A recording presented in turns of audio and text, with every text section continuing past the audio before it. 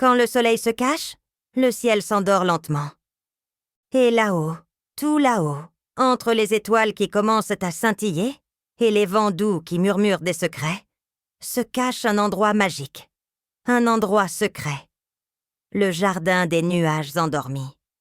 Cette nuit-là, alors que tout était calme dans la maison, le vent apporta une plume magique, une plume qui brillait d'une douce lueur. Elle se glissa par la fenêtre ouverte et flotta jusqu'à la oreille d'un enfant.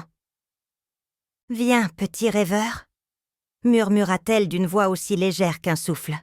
« Je t'emmène visiter le jardin des nuages endormis. » L'enfant, encore à moitié endormi, se sentit soudain léger, léger comme une bulle de savon.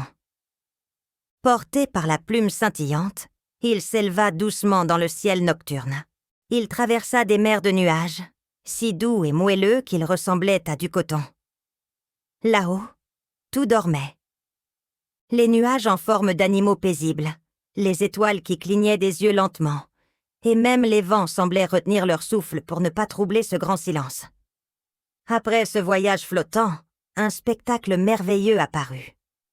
Le jardin des nuages s'étendait à perte de vue. Des fleurs faites de vapeurs colorées respiraient lentement, leurs pétales s'ouvrant et se fermant au rythme d'un cœur endormi.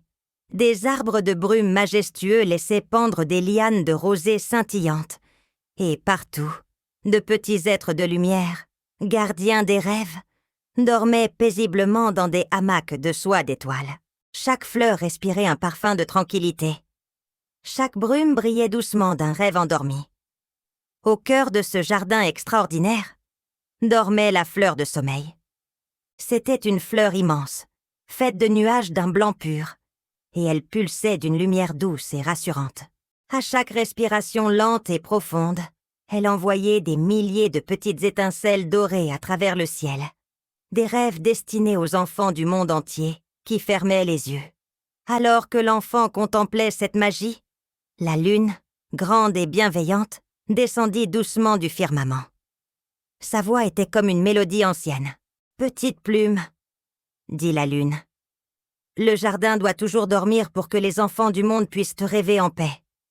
Il est temps pour toi aussi, mon petit rêveur, de fermer les yeux et de laisser la nuit te bercer. » Lentement, tout aussi doucement qu'il était parti, l'enfant sentit la plume magique le ramener vers sa chambre. Il ouvrit les yeux un tout petit instant, juste assez pour voir la plume s'éteindre en une dernière lueur douce près de sa fenêtre. Mais elle s'était déjà envolée, repartie avec le vent. Et dans son sommeil profond et paisible, il crut encore sentir le parfum sucré et apaisant du jardin des nuages endormis.